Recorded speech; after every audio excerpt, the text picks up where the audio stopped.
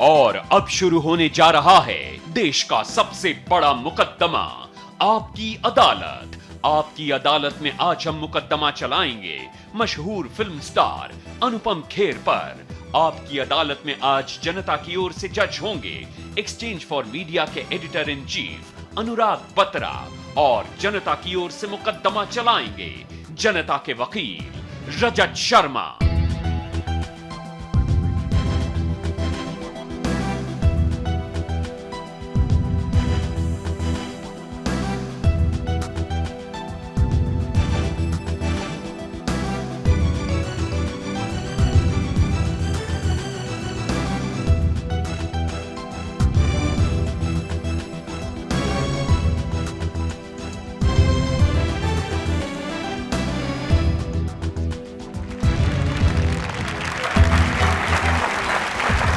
नमस्कार, आपकी अदालत में आपका स्वागत है। आपकी अदालत में पेश कर रहे हैं आज फिल्मी दुनिया के एक ऐसे चमकते सितारे को जिसने कभी एक सीरियस एक्टर के तौर पर, कभी खलनायक के तौर पर, कभी कॉमेडियन के तौर पर आपका प्यार जीता, आपका दिल जीता।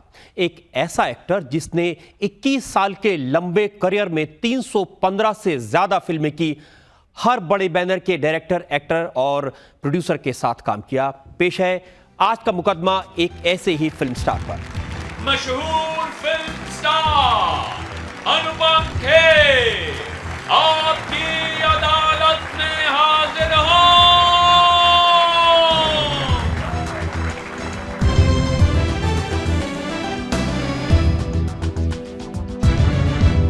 हरिओम हरिओम। मुझे इनसे बड़ा डर लगता है। और रजत जी, अगर आप इजाजत दें तो इस कुर्सी के बारे में कुछ कहना चाहूंगा। बोलूं कुछ? जी जरूर। कि अर्ज है, वो जो एक शख्स तुझसे पहले यहां तख्त नशी था, वो जो एक शख्स तुझसे पहले यहां तख्त नशी था, उसे भी अपने खुदा होने का इतना ही यकीन था। तो मैं एक साधारण नागरिक हूं इस दुनिया, इस देश का। अभी थोड़ी देर में सब पता चल जाएगा आपको। तो मुकदमा शुरू करें, इल्जामात और सवालात का सिलसिला शुरू करें। इससे पहले आज के जज अनुराग बत्रा की इजाजत चाहेंगे कार्रवाई शुरू करने के लिए। कार्रवाई शुरू करी जाए। और इससे पहले कि पहला इल्जाम लगे अनुपम जी आप पर, एक नजर डालेंगे आपके फिल्म करियर पर। फिल्म स्टार अनुपम खेर एक बार फिर चर्चा में हैं। खबर है कि इस बार नेशनल अवार्ड्स में सबसे बड़ा सम्मान अनुपम खेर को मिला है। अनुपम खेर को एक्टिंग के लिए स्पेशल ज्यूरी अवार्ड दिया जाएगा। सारांश में बूढ़े आदमी के किरदार से पॉपुलर हुए अनुपम खेर कर्मा में डॉक्टर डैंग के रोल में खलनायक बने। डॉक्टर डैंग को आज पहली बार किसी ने थप्पड़ मारा है। राम लखन में गिरधर का कॉमिक रोल किया। ये हर तरह के रोल में हिट हुए। मेरे घर में मेरा गला कौन दबा रहा है? डैडी का शराबी सिंगर, दिलवाले दुल्हनिया ले जाएंगे में अनुपम खेर ने जब भी कोई रोल किया तो उसमें जान फूंक दी। अनुपम खेर को 8 बार फिल्म फेयर अवार्ड मिल चुका है। सिनेमा में इनके कंट्रीब्यूशन के लिए अनुपम खेर को पद्मश्री से सम्मानित किया गया। तो मुकदमा शुरू होता है। आपकी अदालत में पहला इल्जाम अनुपम खेर पर। आपकी अदालत में फिल्म स्टार अनुपम खेर पर इल्जाम है कि ये भरी जवानी में बूढ़े बन गए। अनुपम जी, हमारी फिल्मों में तो परंपरा तो यह है कि कोई 60 साल का एक्टर हो जाता है, वो भी पेड़ों के पीछे, लड़कियों के पीछे घूमता रहता है। आप अकेले ऐसे एक्टर हैं, फिल्म इंडस्ट्री में आए, शायद 27 साल की आपकी उम्र थी, लेकिन आपने 70 साल के आदमी का रोल किया। ये इल्जाम है या तारीफ है? मेरे ख्याल से देखिए, जब मैंने नेशनल स्कूल ऑफ ड्रामा से 3 साल का कोर्स दिल्ली से किया और मेरे बाल उतरने शुरू हो गए थे। जब मैं बम्बई पहुंचा तो मैं बहुत पतला था, बाल थे नहीं। मैं इतना पतला था कि मैं अपने बारे में कहता हूं कि I could see through a keyhole with both my eyes. बाल थे नहीं और मैं लोगों को कहता था मुझे हीरो बनना है। तो बहुत सारे धक्के खाए मैंने। इस दौरान मैं महेश भट्ट साहब से मिला। महेश भट्ट साहब एक ऐसे कलाकार की तलाश कर रहे थे, नए कलाकार की, जिसको वो मेन रोल दे सकें सारांश में। जब मैंने सारांश का रोल सुना तो मुझे लगा कि ये मुझे एक्टिंग के बेस पे शायद नहीं मिल रहा, मेरे बाल कम है इसकी वजह से मिल रहा है। और वो इतना सशक्त रोल था कि कोई पागल ही होता जो उस रोल को मना करता। उसके बाद में आप पूजा भट्ट के डैडी बने, आप शाहरुख खान के पापा बने, अपनी बराबर की उम्र के अनिल कपूर के ससुर बनते रहे। अनिल कपूर को अच्छा नहीं लगेगा ये। अनिल कपूर तो ये कहते हैं कि अनुपम खेर ये बाप के ससुर के रोल इसलिए करते हैं, इस बहाने हीरोइन को बार बार गले लगाने का मौका मिलता है।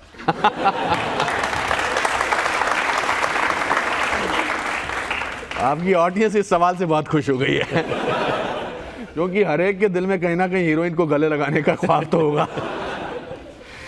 भाई मैं अनिल कपूर साहब से ये कहूँगा कि वो भी बाप और बेटे अंकल का रोल कर लें, उनको तो बिना वो रोल करे ऐसा है नहीं, क्योंकि जब बाप और अंकल का रोल करते हैं तो जज्बात बाप और अंकल के ही होते हैं। जब कोई लव सीन हीरो करता है तो वो जज्बात कुछ अलग होते हैं। लेकिन बचपन से मैंने सुना आप देवानंद साहब के फैन थे। उनकी गाने, उनकी एक्टिंग, उनके गाइड का रोल आपका फेवरेट रोल था। जी जी। तो फिर ऐसा क्या हुआ कि देवानंद साहब आज 80 साल की उम्र में भी हीरो हैं? देखिए पहले बात तो मैं देवानंद साहब का अभी भी बहुत बड़ा फैन हूँ। ये सिर्फ हिंदुस्तान में ही ऐसा होता है कि जो कलाकार पेड़ों के आसपास भागता है, हीरोइन के पीछे भागता है, समुंदर में उठकर किलकारियाँ खेलता है, वो हीरो होता है। इंटरनेशनल सिनेमा पर क्योंकि मैं पढ़ा लिखा एक्टर हूँ, मुझे लगता है कि जो आदमी मेन कैरेक्टर करता है, जो आदमी डिफ़िकल्ट रोल करता है, वो हीरो होता है। आप अपने आप को हीरो मानते हैं, लेकिन हीरोइन तो कहती होंगी ना कि क्या करूँ राम बुड्ढा मिल गया। उससे कोई फर्क नहीं पड़ता, वो मेरी रोजी रोटी थोड़ा है। हीरोइन के बोलने से अगर मैं चलना शुरू कर दूं तो आज मैं यहाँ थोड़ा होता। ये तो अच्छी बात है, कोई फर्क नहीं पड़ता। मुझे इस बात से कोई कॉम्प्लेक्स नहीं है। मुझे इस बात से, मैं तो कहता हूँ कि भगवान बहुत सारे एक्टर्स को ऐसा कर सके कि जो इस तरह के रोल कर सकें। आप बताइए कौन है मेरा सानी? मैं अपनी तारीफ नहीं करना चाहता, लेकिन 22 साल में अभी दूसरा अनुपम खेर तो पैदा नहीं हुआ। लेकिन ये सच नहीं कि 300 फिल्में करने के बाद भी आप वहीं पहुंच गए। आपने सारांश में बूढ़े आदमी का रोल किया था, अभी गांधी को मैंने नहीं मारा, फिर बूढ़े आदमी का रोल। मेरी उम्र के हिसाब से और मेरे टैलेंट को देखते हुए जो सबसे डिफ़िकल्ट रोल होता है फिल्म में, वो मुझे दिया जाता है। और आज से 22 साल पहले भी मैंने सेम रोल किया था, अगर उसको उम्र के हिसाब से देखा जाए, और आज से 22 साल बाद भी उसी उम्र का रोल कर रहा हूँ। और मुझे लगता है कि आप 22 साल बाद भी जब मेरे साथ आज की आपकी अदालत करेंगे तो ये सवाल पूछ सकेंगे। जब तक मैं इस कुर्सी पर बरकरार हूँ, आपके साथ बात करता रहूँ, मैं बूढ़े का रोल कितना ही करता जाऊँ, मुझे अच्छा लगता है। वजह ये तो नहीं है कि चूंकि बाल कम है सिर पे तो इसलिए वही रोल मिलते हैं?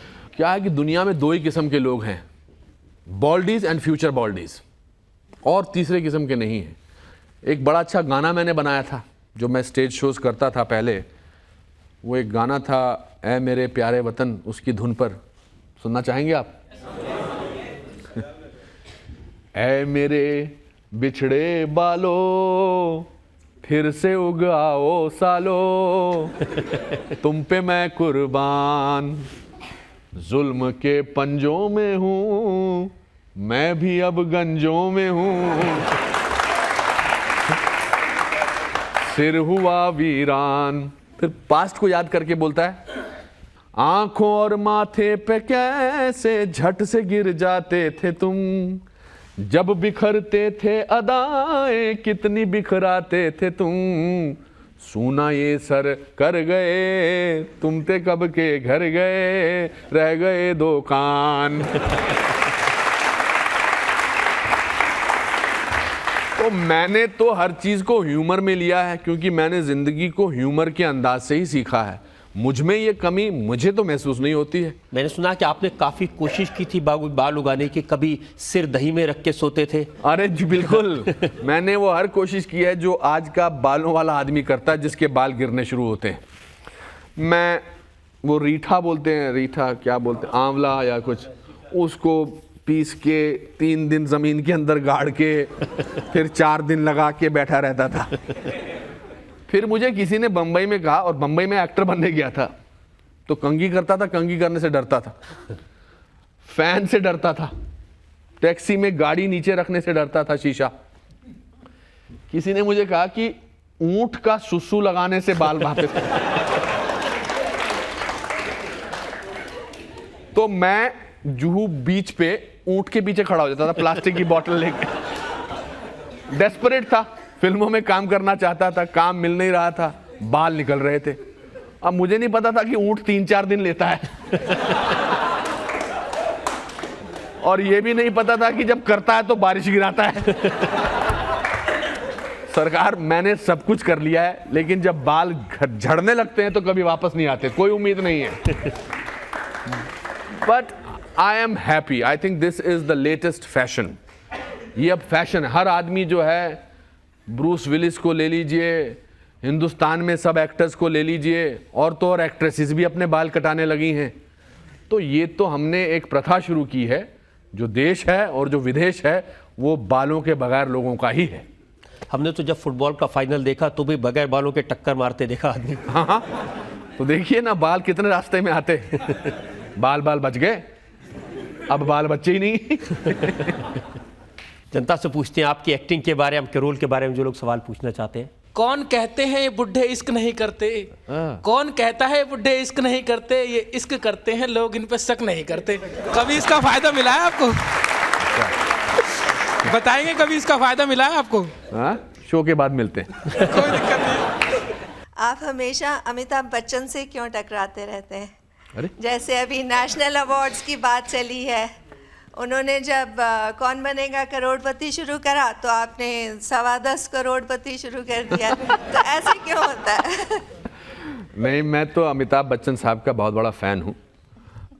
मेरी कोई ना मेरी इच्छा शक्ति है, ना मेरी ऐसी हिंदी फिल्म में कहा जाता है औकात है कि मैं उनसे टक्कर लूँ। मगर जहाँ तक नेशनल अवार्ड की बात है, मैं इस बारे में, मुझे कोई ऑफिशियल जानकारी नहीं है। मैंने मीडिया से सुना है कि मुझे एक अवार्ड मिला है और एक अवार्ड उनको भी मिला है। जहाँ तक सवाल 10 करोड़ का है, वो तो मुझसे पूछा गया था करने के लिए, और मैं फेलियर से घबराता नहीं हूँ। और इस वजह से कि मैं घबरा जाऊँ और मैं उसके लिए कोशिश ना करूँ, ये मैं सोचता नहीं हूँ। मैंने गांधी को नहीं मारा में एक बहुत खूबसूरत पोएम है, वो लाइनें जो हैं रजत जी, वो मेरी ज़िंदगी का अभिन्न अंग हैं कि लहरों से डरकर नौका पार नहीं होती, हिम्मत करने वालों की हार नहीं होती। नन्ही चींटी जब दाना लेकर चलती है, चढ़ती दीवारों पर 100 बार फिसलती है। मन का विश्वास रगों में साहस भरता है, चढ़कर गिरना गिरकर चढ़ना ना अखरता है। आखिर उसकी मेहनत बेकार नहीं होती, हिम्मत करने वालों की हार नहीं होती। अनुपम जी, कितनी हिम्मत है आपने सवालों के जवाब देने की, इल्जामात की सफाई देने की? ये देखने से पहले हम जरा एक ब्रेक के लिए रुकेंगे, लंबी फहरिस्त मेरे पास में है। हरिओम। आपकी अदालत में अगला इल्जाम अनुपम खेर पर। आपकी अदालत में फिल्म स्टार अनुपम खेर पर इल्जाम है कि अब ये कामचोर हो गए हैं। अनुपम, एक जमाने में जावेद अख्तर साहब कहते थे कि हिंदी की फिल्म अगर बनानी है तो 2 चीजें बहुत जरूरी हैं, एक रॉ स्टॉक और एक अनुपम खेर। हर फिल्म में आपको रोल मिलता था जी। लेकिन अब जमाना यह आ गया कि ढूंढने से मिलता है अनुपम खेर। देखिए, जब मैं बहुत काम करता था, साल में 25 फिल्में करता था, तो लोग कहते थे अरे बहुत काम करता है। अब मैं कम काम करने लगा हूं तो लोग कहते हैं कि काम नहीं मिल रहा है या कम काम करता है। लेजी नंबर 1 तो मैं बिल्कुल भी नहीं हूं, मैं तो बहुत काम करता हूं। ये तो डायरेक्टर प्रोड्यूसर कहते हैं कि अनुपम खेर आजकल काम ही नहीं करना चाहते हैं। नहीं, ऐसा नहीं है। मैंने काम, एक ज़माने में जब मैंने बहुत भूखमरी देखी थी, जब मैं सड़कों पर रहा था, प्लेटफॉर्म पे सोता था, उसके बाद जब मुझे काम मिला तो मैंने सोचा कि अब इतना काम मिलेगा, मैं 24 घंटे में 22 घंटे काम करूँगा। फिर 10-12 साल मैंने ऐसे काम किया, 15 साल। फिर मुझे काम से तकलीफ़ होने लगी कि मैं सेम काम क्या करता रहूँगा। जब मैं ही एज ए पर्सन ग्रो नहीं कर रहा था तो वो काम जो मैं करूँगा उसको कैसे अच्छे तरीके से करूँगा। तो मैंने चुनना शुरू कर दिया कि जो चीज़ मुझे एक्साइट करती है, जो चीज़ मुझे अच्छा लगता है, वो मैं वही करूँगा। अब मैं चुनता हूँ। I am the king, I am not lazy number 1। जिस रोल के बारे में, सारांश के बारे में पब्लिक ने इतना पसंद किया, अगर उसका इतिहास देखें तो रोल मिलने से 10 दिन पहले आपको हटा करके संजीव कुमार को वो रोल दे दिया गया था और काफ़ी रोए गए थे आप तब। मेरे एक दोस्त ने मुझे 10 दिन पहले फ़ोन करके बोला कि भाई मैं कल राजश्री प्रोडक्शंस के ऑफिस में गया था और मैंने सुना है कि तुमको इस फिल्म से निकाल दिया गया, जिसके लिए मैं पिछले 6-7 महीने से काम कर रहा था, और आपकी जगह संजीव कुमार साहब को ले लिया गया है।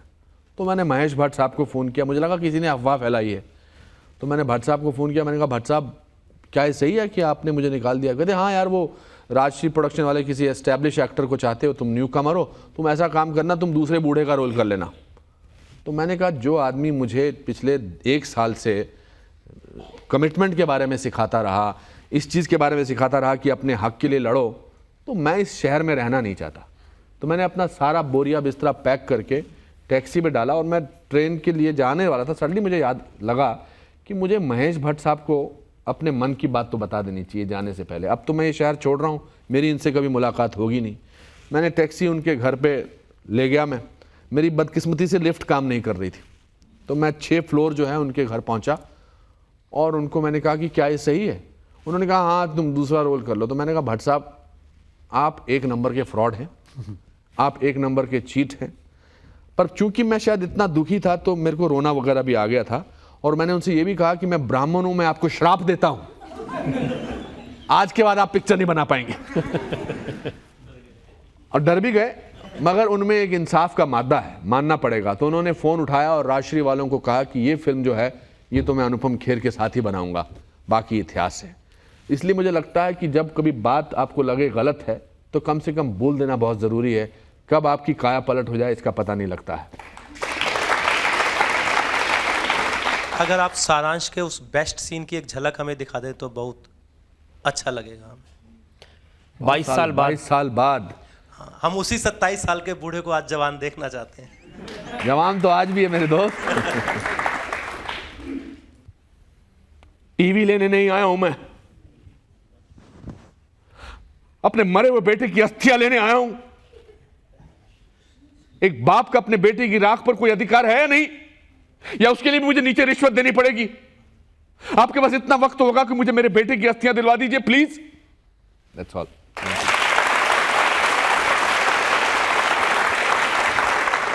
ये बात सही है कि जिस एक्टिंग के प्रति आप इतने पैशनेट हैं जी, उस एक्टिंग को सीखने के लिए जब आप घर से भागे थे तो आपने मां के मंदिर से 100 रुपए चुराए थे? जी चुराए थे। वो 100 रुपया लेकर मैं चंडीगढ़ गया था इंटरव्यू देने, वापस आ गया था और मेरे घर के बाहर पुलिस आई हुई थी। उन दिनों 100 रुपया खो जाना मतलब मेले में कोई बच्चा खो गया है। बच्चा तो मिल सकता है लेकिन 100 रुपया नहीं मिल सकता था। तो मेरी माँ ने बेचारी ने पता नहीं 6-7 महीने में वो 100 रुपया इकट्ठा किए होंगे।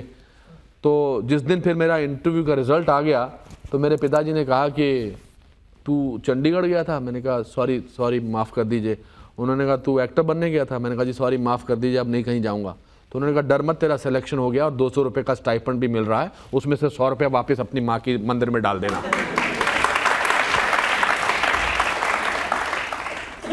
तो फिर वहाँ से मेरी शुरुआत हुई थी। अगर मैं चोरी नहीं करता तो मैं आज एक्टर नहीं होता। लेकिन इस एक्टिंग के अलावा आपकी किस किस फील्ड में कितने कितने फेलियर हुए? आपने जिस चीज में हाथ डाला उसका बेड़ा गर्क कर दिया। इसको लेकर मेरे पास इल्जामात है। आपकी अदालत में अगला इल्जाम अनुपम खेर पर। आपकी अदालत में फिल्म स्टार अनुपम खेर पर आरोप है कि एक्टिंग को छोड़कर ये हर फील्ड में फेल हुए। वो एक्टिंग जिसके लिए आपने 100 रुपए चुराए थे उसमें तो आप सक्सेसफुल हो गए, लेकिन ये सही है कि इसके अलावा आपने जिंदगी में जो शुरुआत की, पहला नाटक आपने स्कूल में किया था, उसमें भी फेल हुए थे, काफी पिटाई हुई थी आपकी। मैं क्लास में सबसे गोरा लड़का था, इसलिए मुझे मेन रोल मिला था। मैं हिंदी मीडियम स्कूल में था। प्ले का नाम था पृथ्वीराज चौहान। मैं बहुत ही पतला था जैसा कि मैंने बताया, तो मुझे मिला पृथ्वीराज चौहान का रोल, और एक दूध वाले का जो बेटा था उसका नाम था नंद किशोर, उसको मिल गया था जयचंद का रोल। प्ले में क्या होता है, पृथ्वीराज चौहान को जयचंद की बहन संयुक्ता से प्यार हो जाता है और उसको पाने के लिए उसको 3 बार उसको हराना पड़ता है। प्ले देखने मेरे पिताजी और मेरा पूरा खानदान आ गया। जब पर्दा उठा तो पता नहीं क्यों खेर खानदान एक तरफ बैठा था और नंद किशोर की फैमिली एक तरफ बैठी थी। और नंद किशोर साइज में मुझसे 5 गुना मोटा था। प्ले शुरू हो गया, मैंने डायलॉग वायलॉग बोल दिए। जब उसको गिराने का टाइम आया तो मेरा डायलॉग था, चला जा ना बकवास कर तू, नंदू गिर। नंदू नहीं गिर रहा, फिर गिर गया। उसको याद आया, टीचर ने धक्का दिया। फिर चला जा ना बकवास कर तू, नंदू गिर। नंदू गिर गया। तीसरी बार चला जाना बकवास कर तू। सडनली ऑडियंस में से नंद किशोर का बाप खड़ा हो गया। उसने बोला नंदू आपके गिरा तो बेटा घर ना आइयो।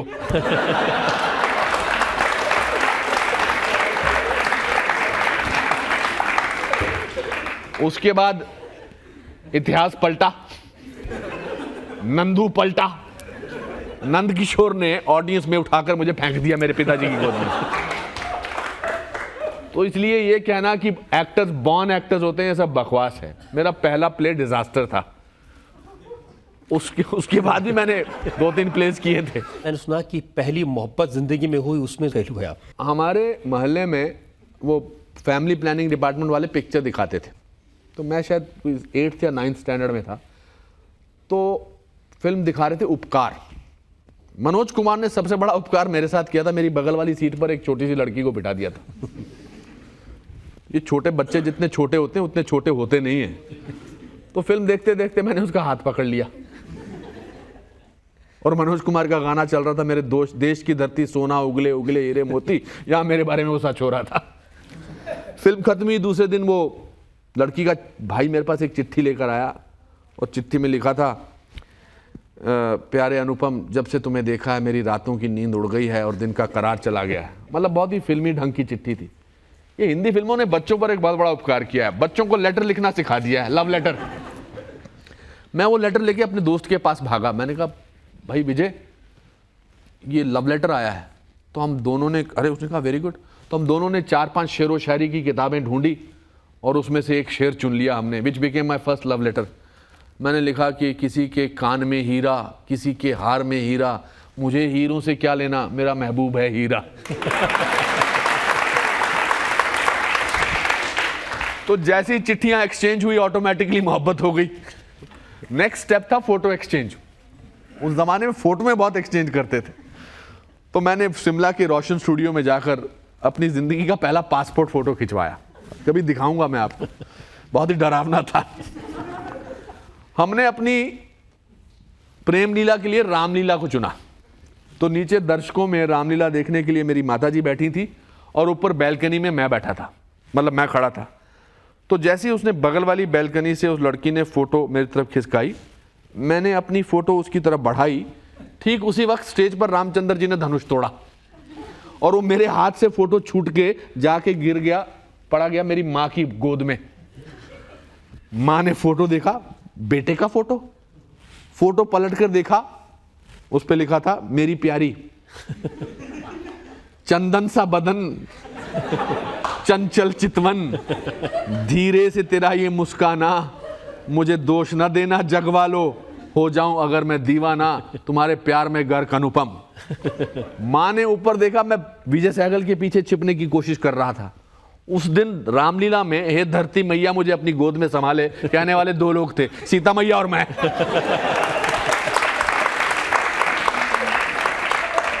तो मेरी पहली मोहब्बत का वो आखिरी दिन था।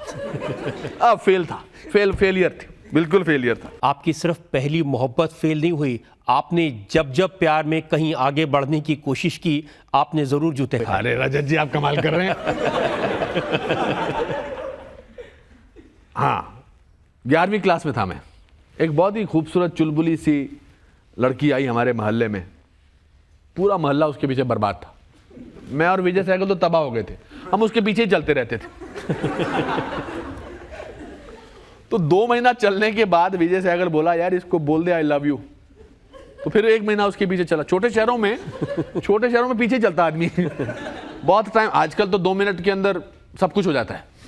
उस जमाने में 6-6 महीने लग जाते थे एक्सचेंज में भी। तो 1 महीना और चलने के बाद मैंने एक दिन उसको बोल दिया, हेलो एक्सक्यूज मी, हेलो। अच्छा, वो अंग्रेजी मीडियम स्कूल की थी, आर्मी ऑफिसर की बेटी थी। मैंने कहा hello excuse me madam, hello madam I love you. तो वो बोली मी टू।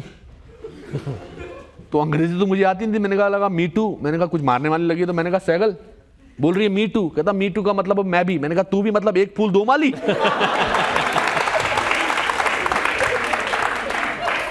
कहता नहीं, इसका मतलब अंग्रेजी में मैं भी तुझसे मोहब्बत करती हूं, अगली बार मिलेगी तो बोल देना I want to kiss you. तब मुझे लगा कि ये दोस्त जो है मेरा मुझे पिटवा कर खुद उसके साथ लपकना चाहता है। पर उसने कहा बोल तो दे। मैंने कहा पागल हो गया, उसको बोल दूंगा I want to kiss you तो मुझे लपड़ नहीं मारेगी? तो कहता एक किस के लिए 4-5 थप्पड़ खा लेना। तो मैंने उसको बोला हेलो एक्सक्यूज मी, फिर मिल गया 1 महीने के बाद में उसको, hello madam excuse me, love you, hello darling, hello want to kiss you, और थप्पड़ आने के इंतजार में खड़ा रहा। लेकिन वो बोली स्कूल के एनुअल फंक्शन वाले दिन। मेरी का खुशी का ठिकाना नहीं रहा। फिर बाद में पता लगा कि एनुअल फंक्शन में तो भी 8 महीने बाकी हैं। तो मैंने कहा सैगल वो तो 8 महीने बाद किस कर रही है? तो सैगल बोलता तूने आज तक कितनी लड़कियों को किस किया है? मैंने कहा एक को भी नहीं। तो कहता एक किस के लिए 8 महीने नहीं रुक सकता, चल तब तक किस की प्रैक्टिस कर। मैंने कहा किस की प्रैक्टिस कैसे? कहता कोई गिलास विलास लेकर प्रैक्टिस कर। कमबख्त ने ये नहीं बताया कि स्टील का गिलास लेना, शीशे का नहीं। मैं शीशे के गिलास पे प्रैक्टिस करने लगा, होंठ कट गए, सूज गए। तो मुझे लगा किसिंग में ऐसा होता होगा। बहुत साल बाद पता चला इट डिपेंड्स। ये लंबा किस्सा है। उसके बाद वो उस लड़की ने सडनली मुझसे कहा कि एक शर्त पर मैं तुम्हें किस करूंगी कि मैं साड़ी पहन कर आ रही हूं, तुम सूट पहन कर आना। अब मेरी पुश्तों में 7 पुश्तों में किसी ने सूट नहीं पहना था। तो उसने कहा लिसन तभी किस करूंगी जब सूट पहन कर आऊंगी, आओगे? तो शाम को हम सब लोग खाना खा रहे थे। मेरे भाई के हाथ में नवाला था, मेरे पिताजी पानी पी रहे थे और मेरी माँ गरम गरम सब्जी मेरे पिताजी की प्लेट में डाल रही थी। तो मैंने पिताजी से कहा पापा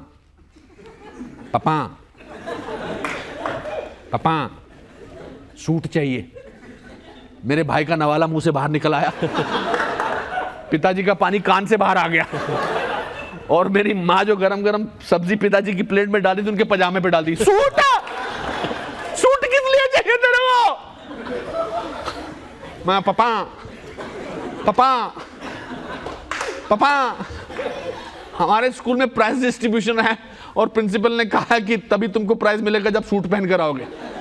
तो मेरे पिताजी ने कहा कि प्रिंसिपल ने कभी जिंदगी में सूट पहना है? क्या जी, उन्होंने सूट बनवा कर दे दिया। तो हमने तय किया कि एक रेलवे ब्रिज के नीचे किस करेंगे। तो मैं और विजय सहगल सुबह सुबह जाकर उस ब्रिज के सारे बल्ब तोड़ाए। हम अपनी किसिंग वाली घटना का कोई चश्मदीद गवाह नहीं चाहते थे।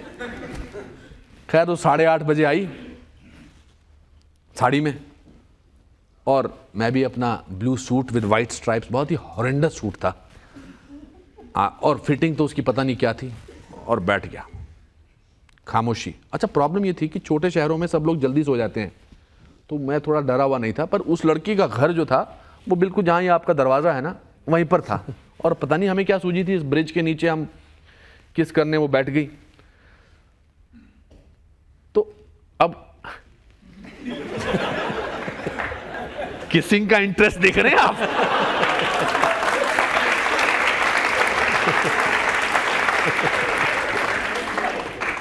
अब अगर मैं बोलूं किसिंग का बाकी किस्सा ब्रेक के बाद तो आप मुझे मारेंगे। तो एक सेकंड जो है 1 घंटे के बराबर लग रहा था। खैर मैंने अपनी किस्मत अपने होठों पर ली और उसकी तरफ बढ़ा, वो भी आंखें बंद करके मेरी तरफ बढ़ी। अब ये बेआबरू या बेसब्र होंठ एक दूसरे को छूने वाले थे। अचानक उसके घर की लाइट जल गई और उसका बाप हाथ पांव ऊपर नीचे ऐसे कर रहा था। विजय सहगल ऊपर से चिल्लाया, ओए मत करियो। मगर मेरे होंठ निकल चुके थे। उसने अपने घर की तरफ देखा, मेरे उसके होंठ उसके कान में जाकर किस करने लगे। उसने कहा इडियट, कान से हटो, कान में क्या कर रहे हो? तो मेरा पहला किस था जो भी डिजास्टर था। सही बात है ये किस्सा। मैं बात कर रहा था आपके फेलियर्स की। पीछे पड़ गए आप मेरे फेलियर्स के। आप ये तो मेरी कामयाबी है, ये मापदंड है। किसी ने कहा है कि, माफी चाहता हूं आपके सवाल के बीच में बोल रहा हूं, फेलियर जो है वो जिंदगी के मापदंड हैं। मैं आपको एक किस्सा सुनाना चाहता हूं फेलियर का। मैं फेलियर से क्यों नहीं डरता। ये किस्सा है 10वीं क्लास में था मैं, ये निजात मिल गई थी मुझे, फ्रीडम मिल गई थी फेलियर से। और ये मैं अपने आपके प्रोग्राम के जरिए, जो बहुत पॉपुलर प्रोग्राम है, अपने आपके दर्शकों तक ये बात पहुंचाना चाहता हूं कि failure is the best thing that can happen to you, it's your attitude how you take it. मेरे पिताजी, एक दिन मैं 11वीं क्लास में बैठा था, 3:30-4 बजे के करीब शाम को, मैं डीएवी हायर सेकेंडरी स्कूल में पढ़ता था। बोले आए कि चलो निकलते हैं स्कूल से, छोड़ के चलते हैं। मतलब मैंने कहा छुट्टी ले रहे हैं? कहते हाँ। तो मुझे ले गए। शिमला में एक अल्फा रेस्टोरेंट है, जिसमें हम 6 महीने में एक बार जाते थे जब पिताजी के पास थोड़े पैसे होते थे, और मतलब वो 6 महीने में उस रेस्टोरेंट में जाना बहुत बड़ी बात होती थी। तो 2 महीने पहले हम वहाँ जा चुके थे, तो पिताजी बोले अल्फा चलोगे? मैंने कहा अभी 2 महीने पहले गए थे, अभी तो 4 महीने बाद जाना है। कहते नहीं चलो चलते हैं। तो हम बैठ गए वहाँ पर, तो उन्होंने कहा क्या खाओगे? वहाँ पर जाके अगर मटन समोसा खा लिया तो बहुत बड़ी बात होती थी। तो मैंने डरते डरते बोला मटन समोसा। कहते मंगवा लेते हैं। तो मैंने कहा आपकी लॉटरी निकली है या आपकी प्रमोशन हुई है? कहते नहीं तू खा तो सही। मैंने खाया, फिर बोले और क्या खाओगे? फिर मैंने गुलाब जामुन खाए, फिर बोले और क्या? मैंने तब तक एस्प्रेसो कॉफ़ी नहीं पी थी, तो मैंने कहा वो मशीन वाली कॉफ़ी पीऊँगा, वो भी मंगवा ली। मैंने कहा आप मुझे जो ये पार्टी टाइप दे रहे हैं ये क्यों दे रहे हैं? कहता मैं एजुकेशन बोर्ड गया था, तू फेल हो गया। तो मैंने कहा तो फेल हो गया तो आप मुझे अल्फ़ा में लेकर ये मटन समोसा और ये कॉफ़ी और ये गुलाब जामुन क्यों खिला रहे हैं? कहते हैं कि बेटा तेरे फेलियर को सेलिब्रेट कर रहे हैं ताकि तू ज़िंदगी में कभी फेलियर से ना डरे। तो वो बात ने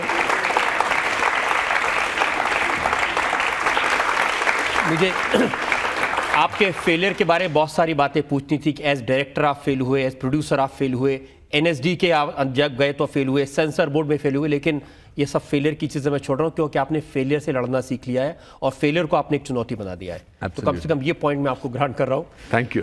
आपकी अदालत में अगला इल्जाम अनुपम खेर। आपकी अदालत में फिल्म स्टार अनुपम खेर पर आरोप है कि अपने आप को ये गंभीरता से नहीं लेते।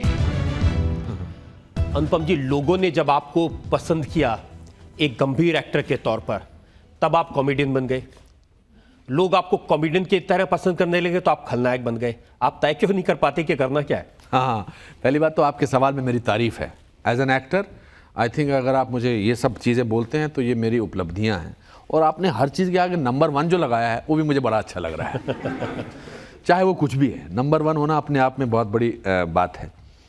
देखिए, ये हमारे देश में आज से एटलीस्ट 22-25 साल पहले जब मैंने फिल्मों में आना शुरू किया था, एक होड़ थी टाइप कास्टिंग की। जो पहला रोल करता था इंसान पूरी ज़िंदगी उसी में निकाल देता था। बहुत सारे एक्टर्स ऐसे थे। इफ्तिकार साहब अगर पुलिस अफसर बने तो जिंदगी भर वही। इफ्तिकार साहब, एक और असित सेन करके एक्टर्स थे जो ऐसे बोलते थे हाँ जी क्या हो रहा है, ऐसे ऐसे करते। बहुत सारे, एक ही नहीं, बहुत सारे लोग थे। तो मुझे लगता था कि मैं अपने आप को चुनौती देना चाहता हूँ। ये एक्टर की खुद की इनसिक्योरिटी है कि वो उसी रोल को पूरी ज़िंदगी करना चाहता है। तो जब मैंने सारांश की, उसके बाद मैंने कर्मा की, डॉक्टर डैंग, उसके बाद मैंने राम लखन की, बिकॉज मुझे सिखाया गया था ड्रामा स्कूल में कि एक्टिंग का कोई एक डायरेक्शन नहीं होता, उसमें हर किस्म के रोल आपको करने हैं।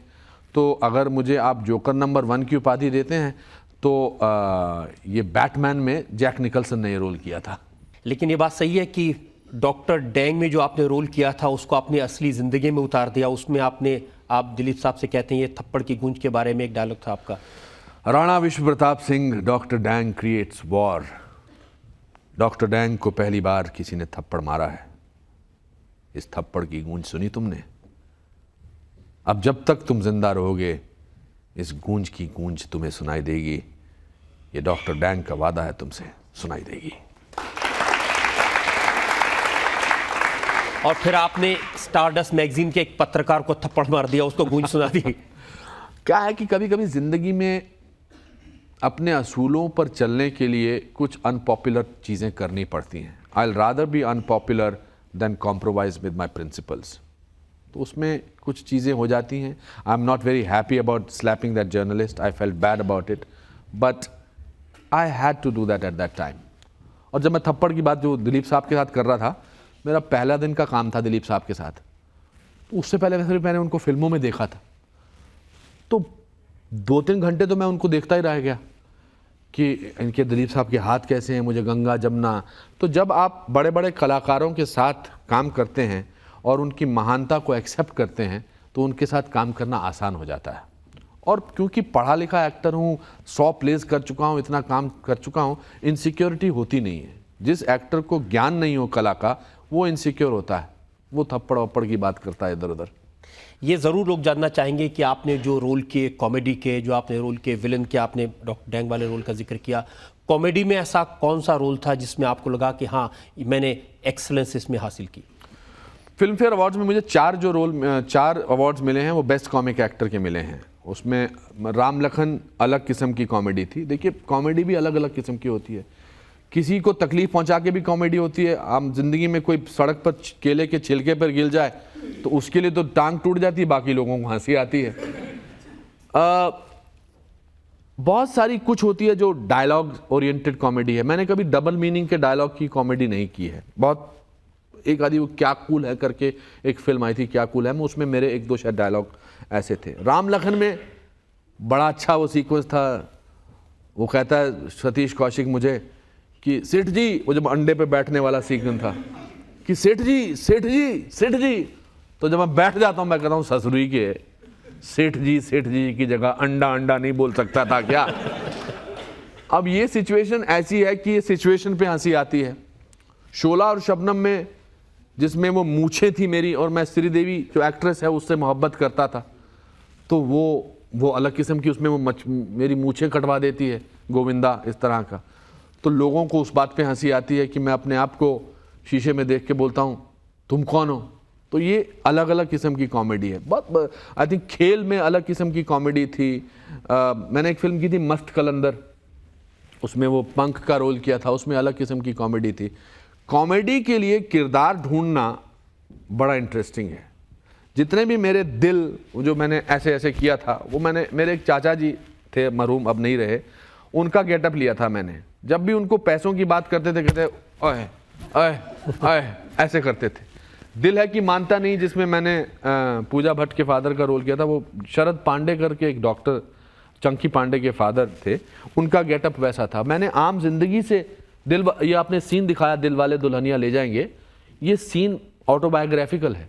जो तस्वीरें लगी हुई हैं ना, जो मैं शाहरुख खान मिलाता हूँ, ये तुम्हारे चाचा, ये तुम्हारे ये, तो मैंने अपने रियल चाचा जी का नाम लिया था, द्वारका नाथ जी का, जो 8वीं क्लास में 7 बार फेल हुए थे। तो मैंने कहा कि यश जी मैं अपने चाचा जी को एक अमर करना चाहता हूँ। तो उन्होंने कहा ज़रूर अमर करो। तो मैंने कहा ये द्वारका नाथ जी हैं, ये ब्रिजनाथ जी हैं, ये मोहनलाल जी हैं। तो मुझे लगा कि ये जब पिक्चर मेरे रिश्तेदार देखेंगे, द्वारका नाथ जी देखेंगे, तो बहुत गुस्से हो जाएंगे। तो उन्होंने मुझे खत लिखा, बोले बेटा थैंक यू, तूने मुझे अमर कर दिया। तो ये सब जिंदगी से मिलते हैं कॉमेडी के किरदार। और if you don't take yourself so seriously it's easy to laugh about it. ये सारे आपने किरदार अच्छे वाले आपने गिना दिए, लेकिन बहुत सारी ऐसी आपकी फिल्में हैं जो आई और चली गई। जी, अरे वो बहुत मैं आपको सारी। गिनवा देता हूँ। जी, पाप का अंत, हाँ मेरा पति सिर्फ मेरा है, हाँ उम्र 55 की, दिल है बचपन का, हाँ आसमान से गिरा, हाँ आज की औरत, कायदा कानून, तड़ी पार, इज्जत की रोटी, दिल का डॉक्टर, मिस्टर बेचारा। दर्जनों ऐसी फिल्में हैं जो कब आई कब चली गई किसी को पता भी नहीं चला। ये आपने कम लिस्ट बनाई है। 327 में से कम 200 फिल्में ऐसी हो सकती हैं जो कब आई कब चली गई। मगर मैं शायद बहुत कम एक्टर्स में से एक ऐसा एक्टर हूँ जिसमें आप 100 फिल्मों के नाम गिना सकते हैं जो काबिल तारीफ़ हैं और जो ज़िंदगी भर याद रहने वाली हैं। देखिए लाइफ में 90% मोनोटनी होती है, 10% एक्साइटमेंट होती है। मुझे लगता है कि आप रोज़ जो खबर पढ़ते हैं, रोज़ तो नहीं आप ढूंढ सकते कि आज प्रिंस जो है वो खड्डे में कूद गया। रोज़ तो कोई किसी के साथ नहीं कर सकता। तो बहुत सारी चीज़ें आपको बिजनेस में या प्रोफेशन में एज पार्ट ऑफ प्रोफेशन करनी पड़ती हैं, और I am very happy to do them. हर चीज़ में अगर मैं सारांश जैसी फिल्में करता तो पिछले 22 साल में 327 फिल्मों की जगह मैंने 4 फिल्में की होती। मैं अपने आप को इतना कोई सीरियसली लेकिन नहीं ये लेता। सच नहीं है कि आप कई बार ऐसे रोल सिर्फ प्रोफेशनल कंपल्शन की वजह से नहीं, यारी दोस्ती निभाने के लिए आप कर लेते हैं? बिल्कुल वही मैं कह रहा हूँ कि बहुत सारी फिल्में सतीश कौशिक के लिए आपने रोल जो किया था, सतीश कौशिक मेरा बचपन का दोस्त है, वो मुझे कहेगा कि मैं रोल कर मेरी फिल्म में, मैं कैसे मना कर सकता हूँ। मोहब्बतें में आपने जो यश चोपड़ा जी के लिए रोल किया था। यश चोपड़ा जी तो मेरे बहुत ही अजीज मित्र हैं। यश चोपड़ा जी क्या, रजत जी, आप मेरे को कोई कहेंगे एक फिल्म में जाके संतरी बन के खड़ा हो जाए, मैं जाके खड़ा हो जाऊंगा, क्योंकि दोस्ती निभाना कभी कभी बहुत ज़रूरी होता है। लास्ट राउंड जनता के सवालों का, जो लोग सवाल पूछना चाहते हैं। अच्छा ठीक, आप फर्स्ट रो में। जैसे अनुपम जी, आप जानते हैं कि आपकी पर्सनैलिटी इतनी इम्प्रेसिव है कि आपको इंडिया का बच्चे से लेकर बड़ी उम्र तक के लोग पसंद करते हैं, क्योंकि आपने सारे जो प्रोग्राम्स हैं, मूवीज़ हैं, इस तरह की हैं। तो आपने कभी पॉलिटिक्स ज्वाइन करने की क्यों नहीं सोची? उसमें तो आपको बहुत अच्छा सपोर्ट मिलता। नहीं नहीं पॉलिटिक्स आप जो मेरी तारीफ कर रही हैं, ये तारीफ करना बंद कर देंगी अगर मैंने तारीफ लायक आपका कैरेक्टर है। नहीं, but thank you very much for saying such wonderful things about me, but मैं पॉलिटिक्स से कुछ नहीं लेना देना। उनका कहना है कि आप सिर्फ फिल्मों में गांधी नेहरू बनने की कोशिश कर रहे थे, असली जिंदगी में कोशिश करके देख लीजिए। मैंने आजकल के नेता देखे हैं, आजकल के नेता में किसी में नेहरू और गांधी की क्वालिटी नहीं है। नहीं है, लेकिन आप वो ला सकते थे। और जो नेहरू गांधी बनना भी चाहते हैं, सिस्टम उनको वो बनने नहीं देता है। मैं खुश हूँ, मैं जो मुझे काम करने होते हैं देश के लिए, अपने लिए, जनता के लिए, वो मैं बिना नेता बने, बिना पॉलिटिक्स में जाए भी किए कर सकता हूँ। अब इतना हंसते क्यों? बस इतना ही सवाल है। आपको हंसना अच्छा लगता है बेटा? मुझे भी अच्छा लगता है, इसलिए मैं हंसता हूँ और आपको हंसाने के लिए भी हंसता हूँ। अच्छा होता है हंसना, जो है रोने से बेटर होता है। क्या कह रही हैं? थैंक यू बेटा। जिंदगी को जीना बहुत ज़रूरी है, हर पल को, और बस ऐसे ही हंसते रहिए। देखिए कितना, वो बच्चे ने कितना लॉजिकली सिंपल सवाल पूछा कि आप इतना हंसते क्यों हैं। This is the biggest compliment I could have got. Thank you very much. आपने वाकई में बड़ी बेबाकी से जवाब दिए, जनता को हंसाया, लोगों का दिल जीत लिया। आपकी अदालत में अब वक्त है आज की कार्रवाई पर, आज के जज अनुराग बत्रा के फैसले का।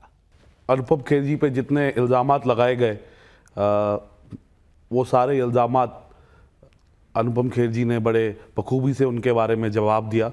और मैं कहना चाहूँगा, एक अंग्रेजी में कहावत है, you get the leaders you deserve. और मैं कहना चाहूँगा कि हम सबको we got a entertainer that we deserve.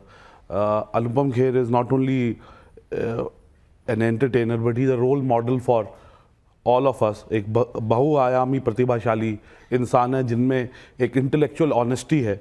सो जितने भी इन पे इल्ज़ामात लगाए गए वो सही नहीं है और मैं इनको बाइज्जत बरी करता हूँ। इस उम्मीद के साथ और इस विश्वास के साथ अनुपम खेर जिस तरह के एंटरटेनर हैं, उसी तरह से जनता को हंसाते रहेंगे, लोगों का दिल जीतते रहेंगे, देश का नाम दुनिया भर में रोशन करते रहेंगे। आज का मुकदमा यही खत्म करते हैं। अगले सप्ताह फिर मिलेंगे आपकी अदालत में एक नया मुकदमा लेकर। तब तक के लिए नमस्कार। Thank you sir.